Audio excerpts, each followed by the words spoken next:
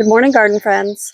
I'm here in front of the herb garden, and today I thought I'd take you on a little walk through the herb garden to show you how it's grown in the last month or so since I took you through here and planted some things. The weather has finally gotten warm and the herbs are responding. When I first planted up this garden, it took weeks before the basil especially even moved. The weather was cool and rainy, but now the heat is really turned on and the herbs are responding and growing really well. I'm pretty happy with the way this herb garden looks right now. So let's take a look. I'm going to start over here in the corner of the deck. And as you can see, there's now a pot. And I said I wasn't going to pot up anything this year in pots because I just didn't have time. But once I bought the pot, I couldn't just let it sit empty. So I threw in a bunch of stuff that I had, some Verbena bonariensis, which I love. It's my all-time favorite annual. I grew a bunch of this and it still sits on the greenhouse pad waiting to be put into the pollinator garden that hasn't gone anywhere. So I figured I'd stick a few in here. I also had some smaller zinnias left over from the pollinator strip in the vegetable garden, and I stuffed those in there, a bunch of different colors. And then I went and bought a couple of these trailing vincas just to have something spilling over the edge. And in just a couple of weeks, this is really filled in. Probably not what I would do again, but I just used materials that I had. So I think it looks pretty good for sort of a half-hearted attempt at a container this year. Moving on, the curly parsley is looking like a lush forest. It's just beautiful, responding to all the rain we've had. I love it. And behind that, I've got some dill that I seeded here coming up. And then behind that is the borage that I told you in my last video of the herb garden I was going to seed in here. And I think I've got 5 plants in here. I seeded a bunch of seeds and then thinned them to like 2 per space. So yeah, they'll very quickly fill in this whole space. And it looks like actually they're about to start to flower. They'll have beautiful little blue flowers the pollinators will love.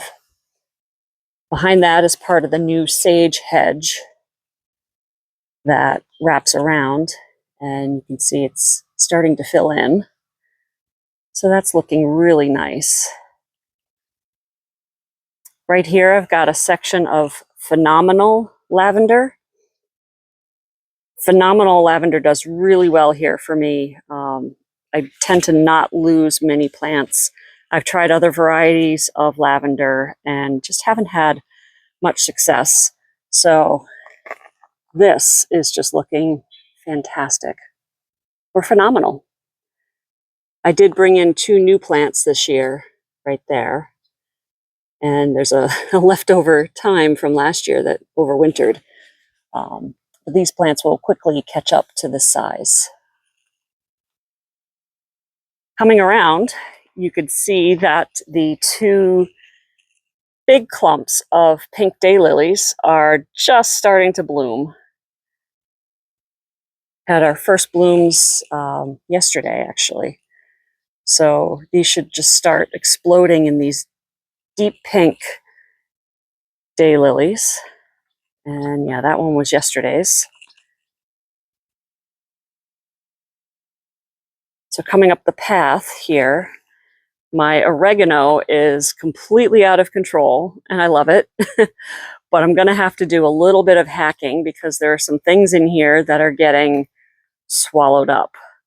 Let me take care of that before the day gets away from me and I don't take care of it. Hold on. All right. So here I am in the in the back of the oregano patch, and underneath here, I've got the pineapple sage, that is just being overwhelmed. And down here, a poor little purple sage that you can't see at all because it is just being completely overgrown by the oregano. So what I'm going to do, oops, just broke off a branch here. I'm going to cut this oregano back here to try to liberate these two sages and get them some more sunlight. So hold on, let me just hack back here.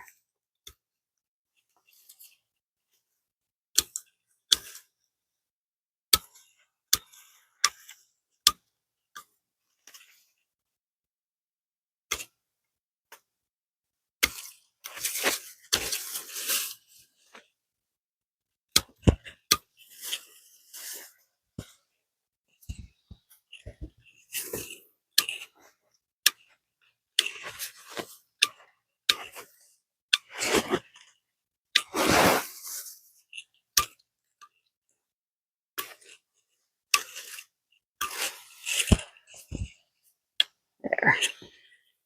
I should have cut more of this oregano out earlier in the season before it went to flower. And this is the price we pay for not doing that. One more little clump here.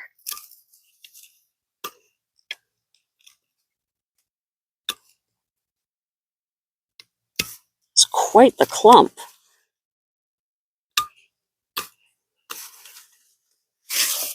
All right. Maybe a little bit more.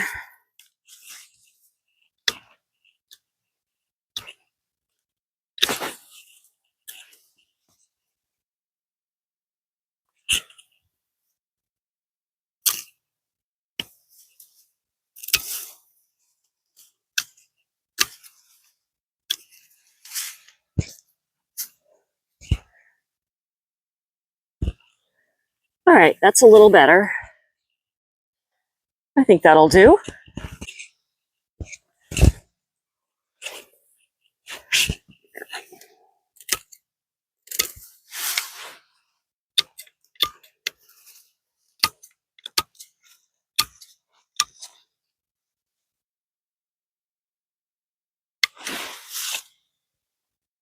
There.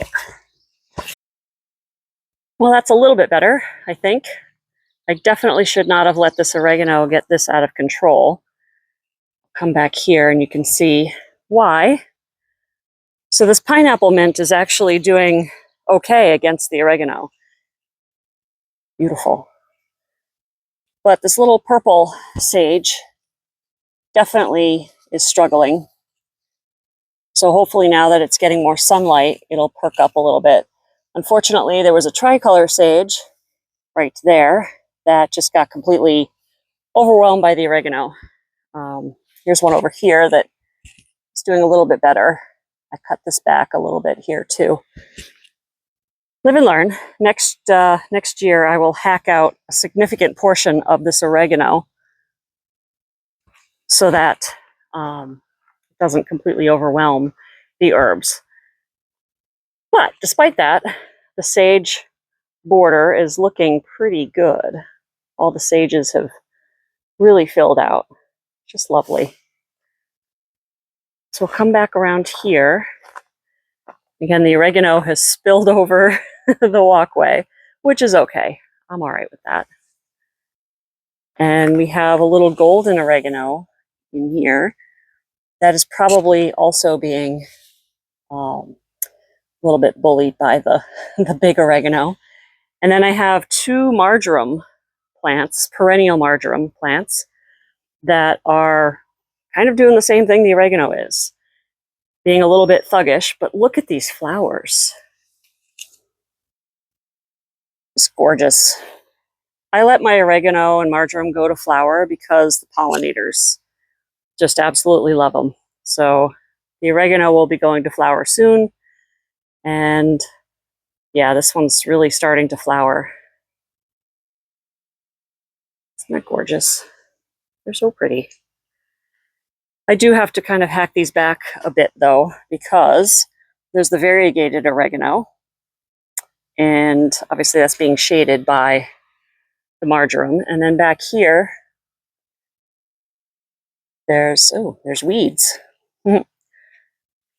Thought I got them all this morning. Let's pull that one out and this one out. There we go. So there's the regular sage, the yellow sage, and the purple sage, and tricolor sage.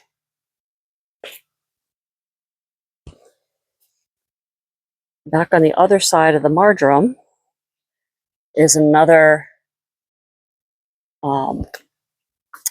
yellow oregano and a lone parsley that I just had left over, so I stuck it in there. So overall, this side here is doing very well. The marjoram and the oregano are a little over enthusiastic. So we'll hack those back a little bit and let the other stuff come through. Moving on to the center portion of the herb garden, the basils are finally growing. When I first put them in, they really struggled, and we were in the middle of an extremely rainy and cool part of the season, and they just didn't grow at all for the first couple of weeks. But in the last few weeks, we've really had some heat come on, and they're really starting to grow well right now. I did lose a purple basil and a regular Genovese basil early on, and I didn't have any replacements, so there's a bit of a gap here, but oh well. So here is the cinnamon basil, and honestly, it doesn't look hugely different from, this is Thai basil. The only difference I've really noticed is in the leaf shape. The Thai basil has these thinner leaves, whereas the cinnamon basil, the leaves are much bigger. You can see the difference here. But the flowers and the stems are very, very similar. The purple flowers and the purple stems on both of them, and they're just beautiful. And after this video, I'm going to give everybody a haircut just to keep them bushy and flowering. And I've been pinching them back, but they could probably use another pinch. So they're just looking lovely. Come around here. Here's the regular Genovese basil and purple basil. And again, I'll come through and pinch these tops off here. They're just starting to go to flower, so we definitely want to pinch those off and maybe make some pesto with the tops here. Beautiful. And I'll pinch these back as well.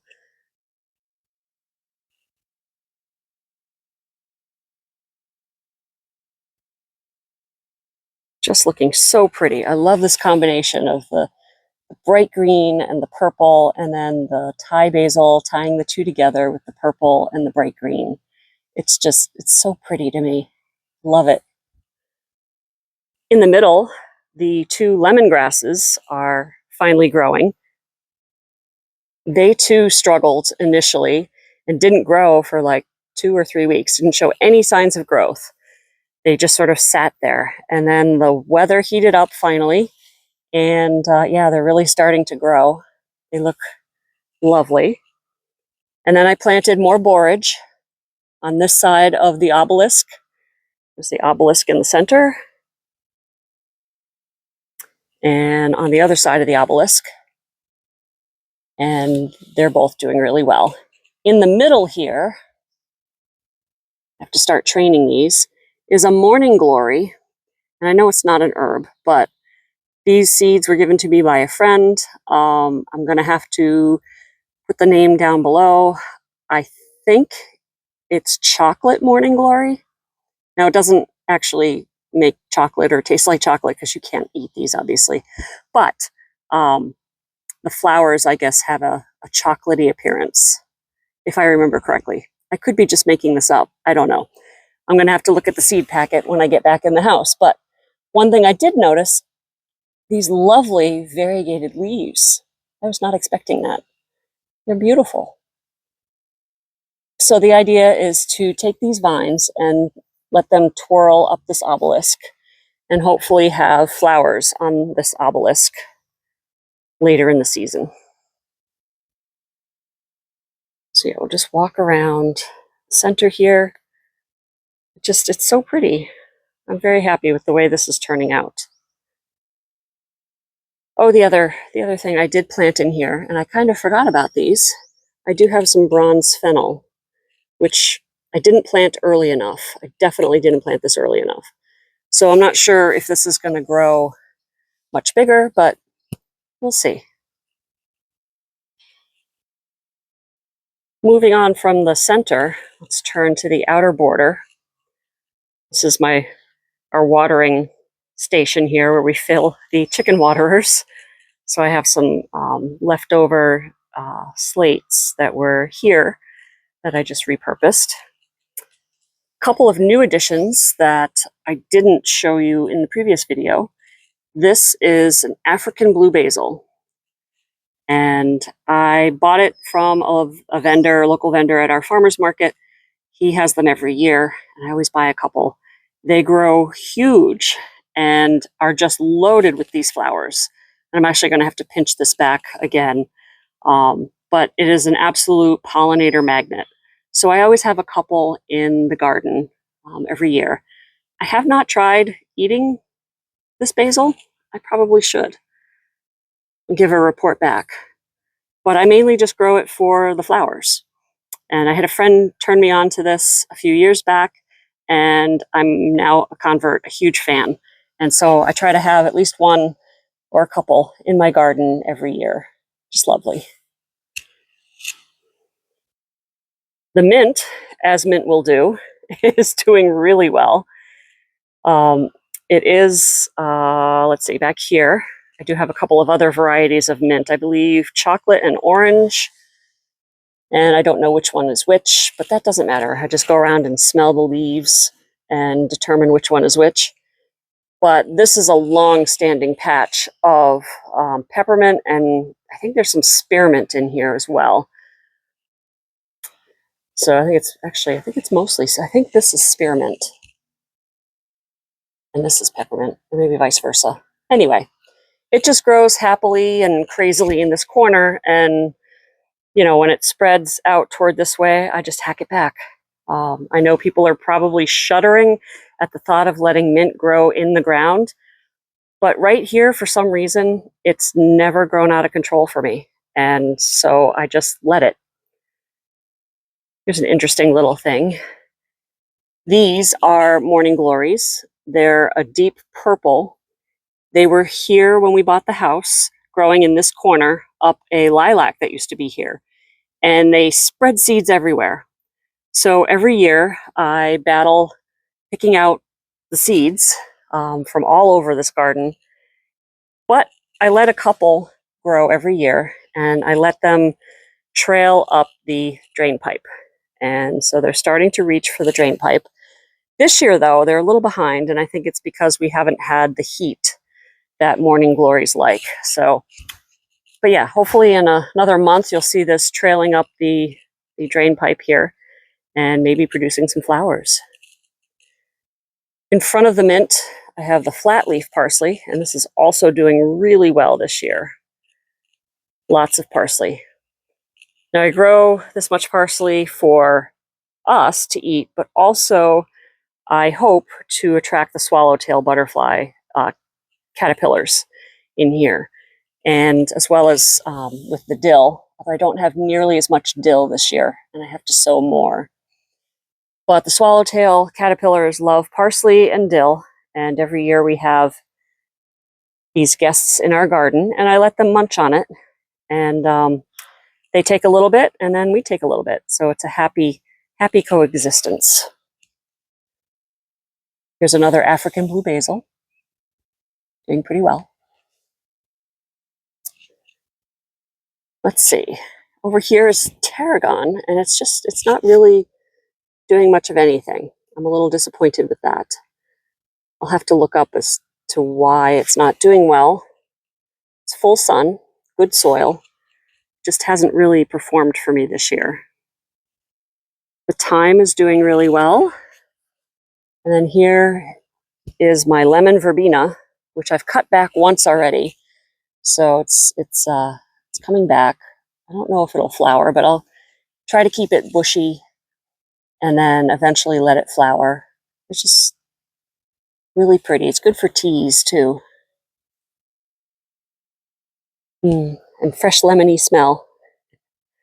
So to continue with the lemon corner, I have a ton of lemon balm, which, like mint, will take over the garden, but I don't mind. The pollinators love it, and it's a pretty plant. Smells lovely, and it's just starting to go into flower here. I've got some lemon basil that also needs to be pinched back here. Cut this back. Doing really well, finally. And then into the catnip, which is just going nuts, which is great. My cats are going to love this. I've been pinching this back pretty religiously, and it just keeps throwing out new flowers, and the bees are loving it. You see this honeybee there? The bees are loving it. All right, let's walk around the daylily to the front. The front edge of this I've struggled with a little bit. The thyme that I planted here, and I believe this is just English thyme, hasn't done as well as I'd hoped. It stayed pretty small. So I'm hoping soon it starts to do something. The lemon thyme is doing lovely and going to flower, but that is just very pretty. The other thing that has taken its sweet time along the edge here is this portulaca. It's an annual that I planted here, 4 or 5 years ago. Has bright, beautiful, bright colored flowers, and it loves the heat. So it just very happily self-seeds itself along the edge of the driveway, the edge of the bed. And I dig it out of the gravel in the driveway and put it back in the bed.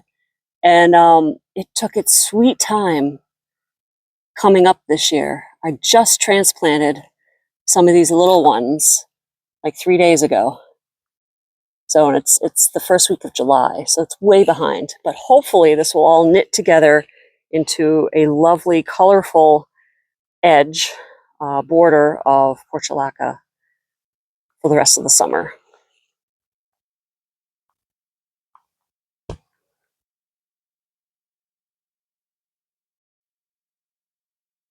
The final bit of the herb garden, I have this pot of rosemary that I had overwintered. Actually, looks like it could use some fertilizer here. But it's doing pretty well. It's grown in size, and it just sits here on the corner where it's really warm. This is probably the hottest part of the herb garden, so it seems to like it here. The chives, the regular chives, have gone over. You can see I pulled off all the flowers because otherwise it'll just seed itself all over, and I'll start cutting these stems back. But we've got new growth coming up along with some grass. In between, the garlic chives have yet to flower. They'll flower later in the summer, probably in another month, and they have white flowers. So it's kind of a nice succession. We have the purple flowers of the regular chives, and then later on the white flowers of the garlic chives. Really pretty. Here, I'll take you back, give you an overview of the herb garden. It's looking so lovely this year, and far less chaotic than most years, where I have pollinator friendly annuals in here. I'm kind of liking this new restrained herb garden border. So I forgot to turn on my mic here in this segment, but what I'm telling you is that now that we're done in the herb garden, I'm going to show you the lavender border that I have around the front of the house. So here we are at the front of the house, and this is the front door landing that we had put in at the same time we did the patio in the back of the house, the same blue stone. And there's actually some leftover slates that form a little walkway up to the front door. Although honestly, we never go in the front door. Typical New England home, nobody ever uses the front door. Anyway, so we had these granite steps reset and this patio or this landing put in, and I had the contractor line the edge of the landing with these bricks that I had also used to line the edges of the front here, which you can't see because I need to re-chop that border. It's a little bit overgrown, but anyway, all of these bricks came from this property. We found piles and piles of bricks, and we still dig up bricks when we open up new garden spaces. There are bricks everywhere on this property. I'm not sure where they came from, but we're happily reusing them everywhere. So once this patio was done, I decided I wanted to put something here, but I didn't want a big garden. You'll notice the front of our house doesn't have a garden or shrubs or anything in front of it. Our house is approximately, just noticed that screen popped out. Our house is approximately 220 years old and yeah, had lots of moisture problems. So when we bought the house, there was actually a large garden in front of the house with lots of plants and shrubs and things. And the garden had been there a while, such that the soil level had built up so that when it rained, the water coming off the roof up here would hit the perennial garden border and roll right into the basement. And we had all kinds of water issues in the basement, among other things. So one of the very first things I did when we bought the house, the first summer we bought the house, I came in here and pulled everything out and planted the stuff that I wanted to keep elsewhere, and then just scraped the soil off of the garden and re-sloped, regraded it so it was away from the house, and that pretty much solved the major water issue in the basement. So I don't want to plant anything, in front of the house to keep that would keep moisture close to the house. The poor house needs to breathe. But I decided that just a little border around this patio would be fine because it's not anything that is going to grow big or up against the house. I decided on a little border of lavender, and I edged it with more of the brick and covered it with gravel. This lavender, off the top of my head, I can't remember what variety it is. I will put it on the screen. But I started it from seed, and I started a whole pile of plants, and all the extra plants went into the vegetable garden where I have that perennial plant holding row. And by and large, they've done pretty well. They're flowering really well this year, actually. There are a few that are struggling, and I've lost a couple. There was one in that corner that died. So today I'm going to pop in a few more plants that I dug out of the perennial holding row in the vegetable garden and get this looking a little more lavendery. And I probably should give these guys a little dose of fertilizer too. So we'll take care of that this morning and be done.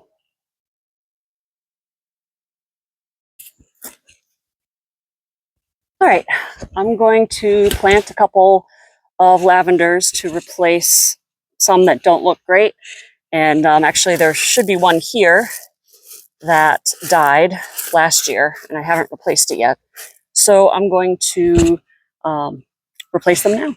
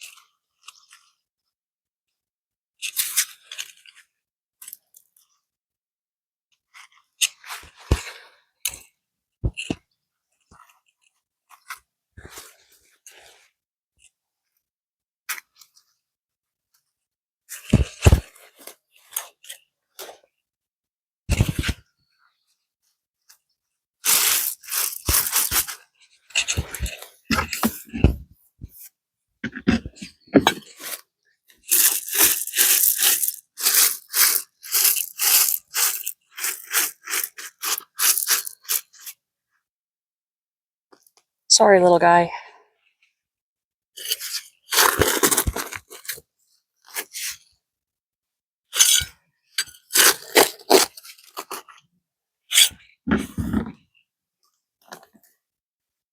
I dug these out of the vegetable garden, the little perennial garden holding row. I've got another dozen or so of these in there, and they'll serve as a good source of replacement plants. Eventually, I'll have to move those or give them away, and maybe sow some fresh ones. But for now, the ones in the vegetable garden seem to be holding their own where they are. So, at least for the foreseeable future, we'll leave them there. Go. Let's see. I've got 2 more plants. I think this one needs to go.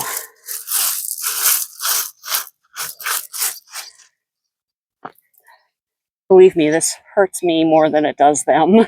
I hate throwing away plants or getting rid of plants or hurting plants. It drives me crazy, but I have to learn to just let go and accept that plant is not doing well and needs to move on. I can't rescue them all.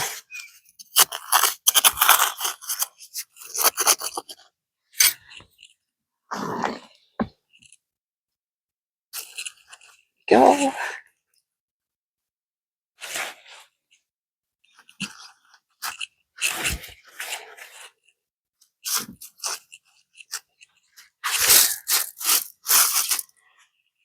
All right, I've got one more, and I think I see one over there.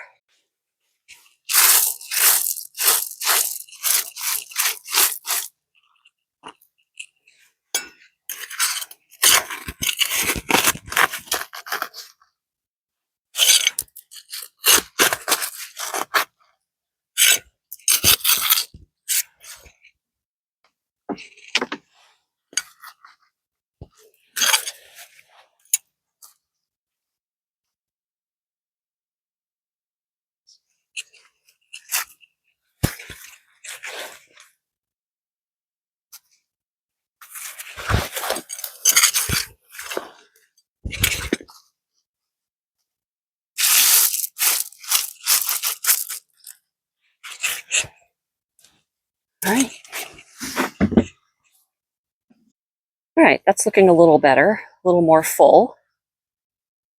One in the corner there. And this one over here. Looks a lot better, I think. What I'll do is water them in after this, and I've got a spare bag of gravel in the barn. I'll come back and just refresh the gravel a little bit, tidy this up, and I think we're done with this for now. In a couple of weeks, once these flowers fade, I'll come back in and give them a pruning, prune off all the flower heads, and kind of give them their summer prune, and hopefully that'll set them up nicely for the winter and some new growth next year. Well, that's the latest from the herb garden. Thank you for joining me on this tour. It's nice to just stop and look around and admire the work that I've managed to accomplish this season. The season's been a chaotic one between the crazy weather that just didn't cooperate and my far too ambitious to-do list. I don't know. I finally admitted to my husband the other day that I've taken on too many things. I have too many projects, which is hard for me to admit. But I will try to be better about stopping like this and looking around and appreciating the beauty that surrounds me every day on this amazing property. I'm definitely very fortunate to be here. So that said, I'll end this video and thank you for watching, and I look forward to seeing you in the next one. Bye.